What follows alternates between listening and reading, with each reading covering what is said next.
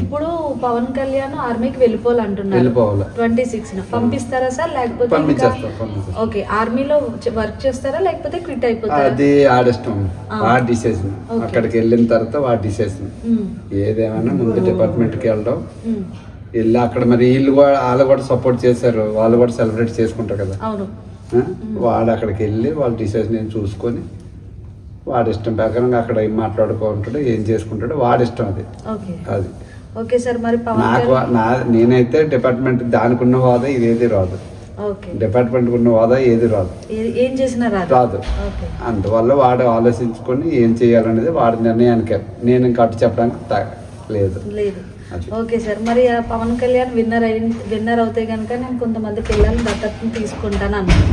అది వాడికి చిన్న పిల్లలంటే అనాథ సన్నానికి ఎక్కువ ఫుడ్ ఆడి పుట్టినరోజు కానీ దేనికన్నా వాడు అక్కడే పెడతాడు. మొదటి నుంచి వాడికి ఇష్టం. మేము కూడా అంటే ఊర్లో ఫంక్షన్ చేయాలంటే ఒక 30-40 ఉండాలి. మనకడ అంత ఉండదు. ఒక 5,000 వచ్చామంటే పూట ఒక 10 మంది పిల్లలకి భోజనం అవుతుంది కదా. మేము అప్పుడు అలాగే ఇస్తాము, వాడు కూడా అలాగే వస్తాడు. వాడికి అప్పటి నుంచి ఉంది. అప్పటి నుంచి కూడా వాడికి ఏమైనా అవకాశం ఉండి ఆడ బాగుండే దాంట్లో, నేను సంపాదించిన దాంట్లో 10 పైసలు ఒకళ్ళు ఎత్తున్నా ఏదో ఒకటి వాళ్ళకి ఏదో చదువు చేయించుకుందాం అని ఎవరైనా ఉండేది. ఇప్పుడు దీనికి అవకాశం వచ్చింది కాబట్టి ఒకళ్ళు అలాంటిది ఏమైనా ఉంటే చేయించుకున్నా అని చెప్పాడు. అది వాస్తవం. అదేంటే మేము యాక్సెప్ట్ చేస్తాం. కొంతమంది అంటున్నారు ఏదో విన్నర్ అవ్వడానికి అలా చెప్తారు, తర్వాత లేదు మీరు చేస్తారు. నాకైతే అది ఉంది. మాకు ఉన్న దాంట్లో మాత్రం మాకు అవకాశం ఉంటే మేము చేయడానికి మాకు లేదు. మొదటి నుంచి మాకు అంతే.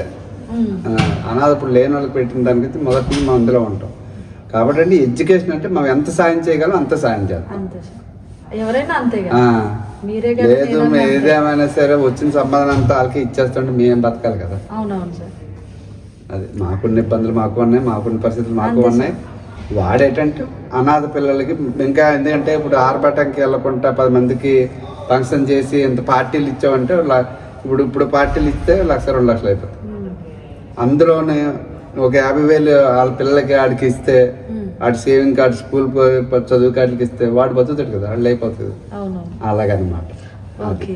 సో మరి మీ అబ్బాయికి సపోర్ట్ చేసిన ఎవరైతే ఉన్నారో వాళ్ళందరికీ ఏం చెప్తారు మీ మాటలో? అందరికీ ఏం చేయాలి, అందరికీ హృదయపూర్వక నమస్కారాలు తెలుపుకుంటాను. చాలా మంచిగా చేశారు, చాలా దీన్ని తీసుకొని ఈరోజు ఉత్తరాంధ్ర కుర్రోడిని కామనార్ని తీసుకొచ్చారంటే చాలా గ్రేట్గా ఉంది. ఇంకా దానికి ఇంకా మాటలు రావు, ఏం చెప్పాలో కూడా నాకు మాట్లాడదు.